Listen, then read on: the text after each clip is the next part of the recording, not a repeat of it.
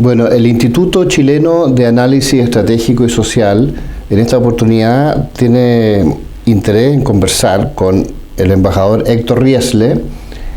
Como ustedes saben, el instituto se dedica a pensar Chile en el largo plazo, pero para eso y para entender lo que ha pasado en su evolución necesitamos conocer antecedentes históricos importantes, y el embajador Riesle tuvo un rol fundamental en parar el conflicto con Argentina como embajador de Chile ante el Vaticano, ante Roma, ante la Orden de Malta, en fin.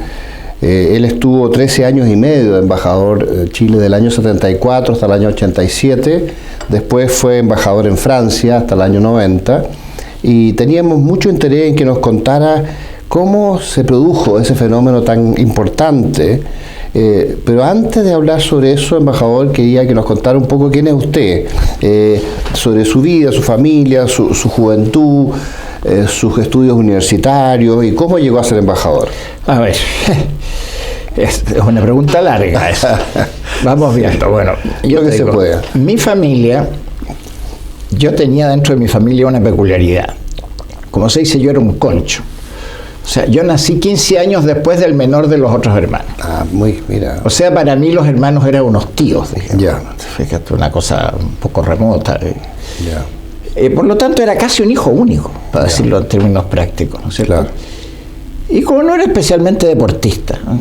Y mi papá tenía muy buena biblioteca y muy buena lectura, yo me dedicaba a eso. Perdón, muy buena música clásica, entonces yo me dedicaba a eso. Ahí te convertiste en un intelectual. Yo me puse a leer, no sé si era un intelectual con un ratón de biblioteca, pero me puse a leer, digamos, de chico. Esa es mi entretención principal, siempre una pasión realmente. De ahí viene toda tu cultura, ¿eh? Claro, entonces para mí eso era una cosa fantástica. Y de ahí, bueno, estudié en el Colegio Verbo Divino, un buen colegio, al que hay un colegio perfecto, pero al que tengo que agradecerle ciertas cosas. Por ejemplo, la noción de que la verdad era verdad, la mentira era mentira, la noción de que las cosas para ser ordenadas tienen que tener una jerarquía. Esas cosas a uno se las dejaban sumamente claras, digamos, y eso es importante, digamos. Bueno, y cuando terminó el curso, después de repetir el examen de matemáticas, porque me rajaron sexto año justísimamente porque no sabía nada, pero tomé 12 clases con Carlos Mercado. Carlos Mercado Schuller. Claro, mira. 12 clases. Ya. En Miguel Izaguirre. Y gran profesor. Y en las 12 clases me enseñó toda el álgebra y la geometría del colegio, y yo llegué al examen y me reí por las tonteras que preguntaban porque era muy fácil. Ya. Por eso que yo no soy muy convencido de cómo funcionan los colegios. Claro. Pero las clases particulares son clave. Pero sí, oye, en 12 clases y un gusto. Sí. Un gusto. Sí. Bueno. Di bachillerato, fue el segundo de Chile. Primero fue alguien en matemáticas, yo era en letras, pero... Y entré a la Facultad de Derecho de Chile. Ya. ¿Qué año entraste tú a Chile? Eso fue el año 60. 60. ¿Y era tan politizada la Universidad de Chile como es hoy día o era más tolerante? No, era más tolerante. O sea, había tensiones. Pero las tensiones, curiosamente, cambiaron en el camino, ¿eh? Cuando yo recién entré, las tensiones en la Chile, más que directamente políticas, yo tenía que ver la gente que era católica y la gente que era anticatólica. Eso era más fuerte que otra cosa. Yeah. Después fue cambiando. Y se transformó ya en una cosa más de ideológica. Ideológica, qué sé yo. Pero ahora, yo tengo muy buen recuerdo, porque tuve muy buenos profesores. O sea, hay gente que me marcó mucho. Don Jaime Izaguirre. Nada menos. Don Jaime Izaguirre fue profesor de Historia del Derecho y Historia Constitucional primero. Extraordinario. Y fui ayudante de él y muchos años. Después de eso, don Ernesto Barros, en Derecho Internacional, que también fue ayudante de él. Ya. Don Ernesto Barros Jarpa. Bueno, y era un buen alumno. Hice mi carrera. Y ya cuando estábamos avanzados y terminando, ya estaba muy revuelta la cosa en Chile, ¿no es cierto? Porque pasar de lo que era Chile del 60 a lo que ya fue Chile del 64, ya cambió completamente. O sea, se había instalado... La campaña electoral Allende, Frei, Durán. No, se había instalado la lucha de clases en Chile. Claro. Que esa la metieron no solamente la izquierda, sino que los demócratas cristianos. hay una cosa muy interesante. Hay unos historiadores jóvenes de la Universidad de los Andes que como tesis hicieron una tesis sobre eso y entrevistaron a Felipe Amunátegui, que fue vicepresidente de la Democracia Cristiana. Yeah. Eso es una cosa fundamental que la gente la conozca porque dice la verdad. Yeah. Felipe Amunátegui ya murió después, estaba profundamente arrepentido de cómo se habían manejado las cosas y las cuentas enteras. Sí. Es muy interesante. ¿Y eso tuvo que ver con los jesuitas, con la revista No, Mensaje? él reconoce la acción de todo, el centro belarmino, toda esa formación, pero los seminaristas, sí, la iglesia se empeñó tremendamente con Freire, fíjate tú. Claro. Y él dice, le preguntan ahí, bueno, y ustedes predicaban la lucha de clases, pero como enfermos. Claro. O sea, ese es un punto que... Ahí empezó el resentimiento, después el odio, ¿no? Claro. Y entonces, bueno, la situación había cambiado, pero mucho, del 60 al 64, como uno la percibía. Y empezó después ya toda esta campaña en la línea de la reforma constitucional sobre el derecho de propiedad y la reforma agraria. Esa fue tu tesis, entre paréntesis, claro. ¿no? Entonces, la reacción mía en ese momento fue que, como tenía que hacer mi memoria, la hice sobre la inviolabilidad del derecho de propiedad en la doctrina pontificia. Qué bien. Que fue una cosa... De ahí quizás te nombraron embajador. No, yo creo que eso pesó. Sí. No sé si habrá sido lo único, pero ciertamente eso tuvo un peso.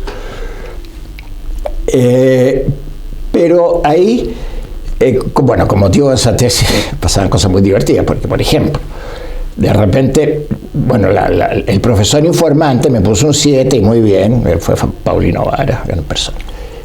Pero el profesor del seminario de Derecho Público que le tenían que informar, también me puso un 7, pero alegó de que había otros autores que sobre la misma base llegaban a conclusiones diametralmente opuestas que las mías. Yo encontré que eso no era una cosa muy coherente, porque si las conclusiones no son incompatibles, habría que analizarlas en su mérito.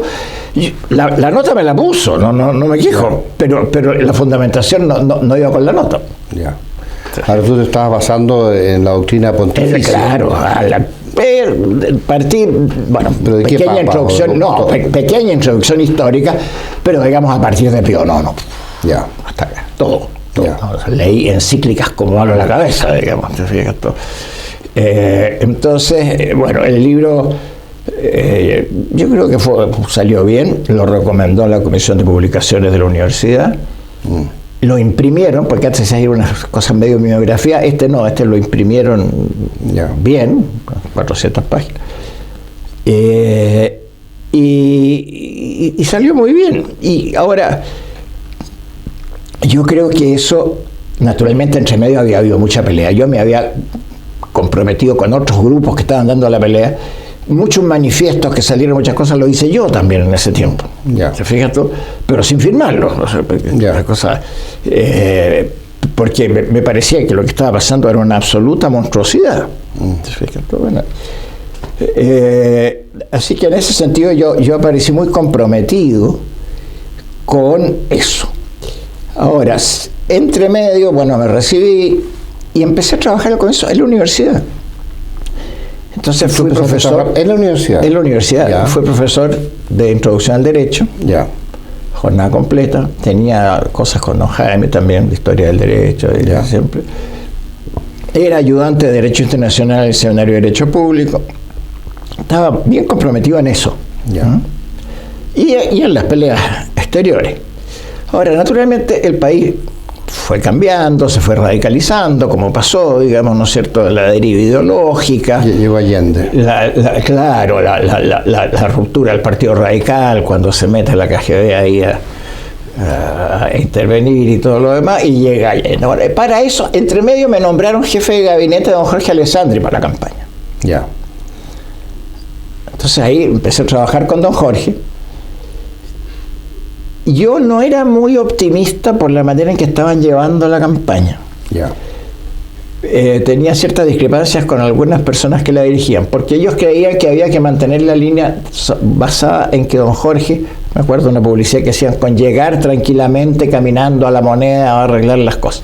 Yo le decía, no, si frente a una campaña tan ideológica como las que le están haciendo al frente, hay que contestarles en ese término. Ahora, uno puede abrir diferentes frentes, se pueden hacer otras cosas, pero hay que contestarle. Bueno, eso para mí fue siempre un punto de discusión, digamos. Mira, Héctor, desgraciadamente hay poco tiempo en esto. Me gustaría que nos contaras un poco tu rol como embajador. ¿Cómo llegaste a ser embajador primero? Sabemos lo de Allende, todo el mundo sabe eso, sabemos. Mira, yo después de eso... Que viene la salvación de los militares. Después de eso volví, es decir, después de la caída de Allende estaba agotado, y que sí, después de la elección estaba agotado, me fui unos meses a Europa. Volví y me pidieron, fundamentalmente Pedro Ibáñez, que ayudara a formar líderes para la oposición. Me acuerdo, fue el verano del 71, ahora sí. Algo así. El 71-72, digamos. Había otra gente que estaba en lo mismo, estaba Pablo Barahona, estaba Hermógenes, estaba otro, pero en fin. Y ahí, con motivo de eso, me pidieron, Juan Luis Sosa me pidió si le podía ayudar en la juventud del Partido Nacional. Muy bien. Y estando ahí, me llama un día Patricio Mecchi y me pide si puedo ser miembro de la Comisión Política. Muy bien. Se me olvidó que no era miembro del partido. Después de no sé cuántos meses, cuando hubo que firmar unas actas, por ahí me tuvo que... Esto es el Partido Nacional. Claro, el Partido Nacional. Bueno, y ahí me dediqué muy enteramente a eso, muy enteramente. Todos los años de Allende, digamos, y la resistencia contra Allende, muy comprometidamente en eso. Bueno, llega el 11 de septiembre y pocos días después, yo no sé si días o semanas, me pidieron que ayudara en la Secretaría General de Gobierno para entender un poco qué estaba pasando con las orientaciones culturales y con todas las cosas. Me metí en eso, me puse a trabajar ahí con mucho gusto. Y no pasó mucho tiempo, porque digamos que esto puede haber sido a fines de septiembre o en octubre, o sea, digamos octubre, noviembre, diciembre, y yo creo que ya en diciembre o quizás en noviembre, no sé, ya me llama el subsecretario de Relaciones Exteriores y me dice que me tiene que ofrecer, que me ofrece la embajada ante la Santa Sede. Ante la Santa Sede, no ante Roma. No, pues son incompatibles. Ya. El embajador ante la Santa Sede no puede ser el mismo que ante Italia, por definición. Interesante. Claro. Ya, eso no sabía. Claro, para marcar la diferencia entre los dos. Qué bien. Entonces, yo me quedé un poco sorprendido. Porque yo era muy joven para empezar. ¿Qué edad tenías tú? A ver, en el momento en que me hicieron la proposición, 30 años. Ya. Y entonces le pregunté, bueno, ¿esto es un sondeo? Se me puso muy solemne y me dijo, no, es una proposición oficial de parte del presidente en nombre de la Junta. Qué interesante. Muy bien. Entonces, al final ya pasó todo y me fui a conocer a Pinochet, no lo conocía. Le dije, presidente, yo le tengo, me siento la obligación moral de decir que este cargo es normalmente un cargo de fin de carrera. Todos los colegas míos van a tener de 65 para arriba y son embajadores muy destacados, es como un premio. Y experimentados, además. Claro. Así que yo le hago presente esto por si usted quiere pensarlo de nuevo, porque... Y se rió así un poco socarronamente como era él y me dijo, no, si ya pensamos en eso, está bien. Claro. Él elegía en general personajes muy jóvenes, en puestos muy importantes. De hecho, eligió a los ministros como, no sé, Miguel Cast, claro, José Piñera, Nambiji más tarde. Claro, no, si se atrevía mucho. Joven, sí. Y le tenía mucha fe a los jóvenes. Él creía que era muy idealista a los jóvenes, que no estaban contaminados con ningún interés. Claro. Y que trabajaban más rápido. Y había algo de verdad. Sí, claro. Bueno, entonces me fui a la Santa Sede creo que presenté credenciales teniendo recién 31 años, porque yo tengo cumpleaños el 16 de febrero, así que debe haber sido por ahí por febrero, fin de febrero, algo así. Sí. ¿Y qué papa estaba en ese momento? Pablo VI. Pablo VI todavía, claro. Bueno, había un ambiente muy malo. Estaba muy viejito él, ¿no? No tanto todavía, pero había un ambiente muy malo. Claro, a raíz del Vaticano II, ¿no? Y no, y había gente izquierdista y la presión en Italia. Tú no te puedes imaginar lo que pasaba en Italia contra Chile. Era una cosa sin límites. Ya. A raíz del golpe. Claro, pero una cosa la distorsión de información. Inverosímil. Eso fue en toda Europa. Y una presión salvaje. Bueno, en fin. Era la época de los cristianos por el socialismo. Y ya venía todo eso ya, claro. Sí. Entonces, la iglesia muy infiltrada. Entonces, bueno, la presentación de credenciales salió muy bien, contra lo que muchos preveían que iba a ser muy bien. Empecé a trabajar y con mucho entusiasmo, pero con dificultades, te digo, y con presiones. Al pobre secretario de la embajada le quemaron el auto al entrar a la embajada, por decirte una cosa, te fijas tú. Estábamos en plena Guerra Fría. Estamos en plena Guerra Fría, incidentes diplomáticos. Me acuerdo que el decano era el embajador de Cuba, y una vez yo venía entrando a una recepción que él la presidía con el embajador de Alemania y yo venía entre el embajador de Alemania y el embajador de España, que los dos eran bien amigos míos, y este había estado en Cuba por alguna razón, entonces llegó tarde y yo le dije a los dos que iban al lado mío: voy a saludar al decano, pero vean ustedes que va a pasar algo. Le dije. Me dije: no, ¿cómo va a ser tan salvaje? Bueno, entonces yo le dije: señor decano, y le tiré una mano que podía ser mano, pero que podía no ser también para no ser ridículo, digamos. Y él con las manos atrás, así, buenas tardes, señor embajador. Ya, claro. Deje pasar. Y ese era el embajador de Cuba. De Cuba. Ante el Vaticano. Siendo un régimen comunista y anticatólico. Claro, y era un nombre. Bueno, después de eso hay un almuerzo en que se le da una vez los embajadores al secretario de Estado. Cuando voy entrando, se me acerca un tipo de la embajada de Cuba y me dice: señor embajador, ha habido un problema y nos equivocamos y no tenemos dónde ponerlo, vamos a tener que poner otro encargado de negocio. No, espérese. Me fue a hablar con el vicedecano, que es el embajador del Líbano, y le dije: arréglame esto con Benelli, que era el sustituto de Secretaría de Estado, porque eso no es inaceptable. Fue a hablar, Benelli me llama y me dice: no, por ningún motivo, ya dije que y se le va a dar a usted el lugar. Muy bien. Voy entrando. Es divertido esto, es como anécdota. Y cuando ya estaban todos adentro y todo, llega un sushi a la embajada de Cuba y me dice: señor embajador, no pudimos y tuvimos que ponerlo entre los encargados de negocio. Sí, muchas gracias. Me fui. Claro. No te quedaste. No. Lógico. Me fui. Y después fui a la Santa Sede y le dije a Benelli: mire, ustedes tienen que garantizar el respeto a los agentes diplomáticos, así que el problema aquí no es mío. El decano no me trata como corresponde y ustedes tienen que arreglarlo. Bueno, esto pasaron meses con cosas, y al final... Son prejuicios del decano, ¿no?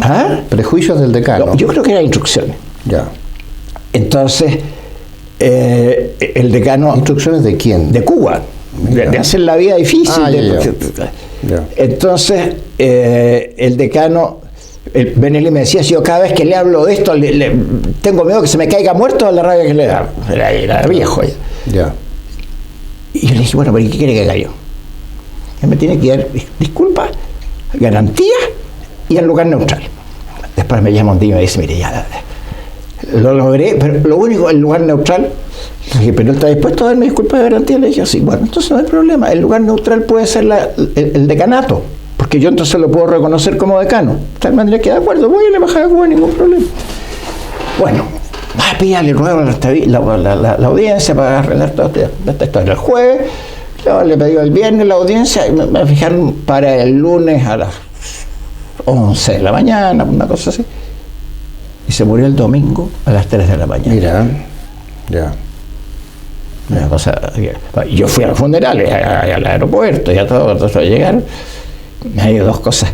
Una, la señora de él, muy señora, se acercó especialmente a saludarme, qué sé yo. Muy bien. Me agradece ya. Muy bien. Y el embajador de Inglaterra, me acuerdo que era muy simpático, que se acerca y me dice: tú eres un buen cristiano. Bueno, trato de hacerlo. Claro. Pero pasaban, eso te da una idea un poquito de las ganas que nos tenían. Tú eras soltero a todo Era esto, ¿no? soltero. Y después conociste a tu señora. Pero eso mucho después. Muchos años después. Yo estaba ya 10 años embajador cuando me casé. Ya. que pasa es que, para los que no saben, don Héctor Riesler, nuestro embajador, es casado con la archiduquesa imperial y real del Imperio Austrohúngaro, doña Alexandra de Habsburgo, que ella es nieta del último emperador. Nieta del Beato Carlos de Austria, que fue el último, que fue el último emperador en la Primera Guerra Mundial, ¿no? Claro. Que fue una especie de santo, ¿no? No está beatificado ya. Está beatificado. Ya está beatificado, sí. Sí. Y él trató de parar la guerra siempre, ¿no? A toda costa. Todo lo que trató, ¿no? Pero fue traicionado al final, ¿no? Sí, son las cosas que pasan así. A él le parecía absurda esta guerra. Fue traicionado de alguna manera por sus relaciones exteriores, por quedar bien con todos, digamos, ¿no? Y porque él había hecho una gestión ante Francia para hacer la paz separada, con lo cual Alemania habría sido obligada también a entrar a razonar y los aliados habrían tenido menos pretexto para después exigir todo lo que exigieron. Claro. Entonces... Y se hubiera evitado la Segunda Guerra Mundial. Pero eso sería evidente. Claro. Entonces, ¿pero qué pasó? Que el gobierno que estaba en ese momento, que era Briand, entendía, es decir, la primera etapa del asunto, el gobierno francés estaba en buenas conversaciones, pero cayó ese gobierno y fue reemplazado por un hombre de Clemenceau. Clemenceau era absolutamente intransigente y además con una animosidad contra Austria porque era muy anticatólico Clemenceau. Sí. Entonces él decía, hay que destruir a Austria, ese imperio papista.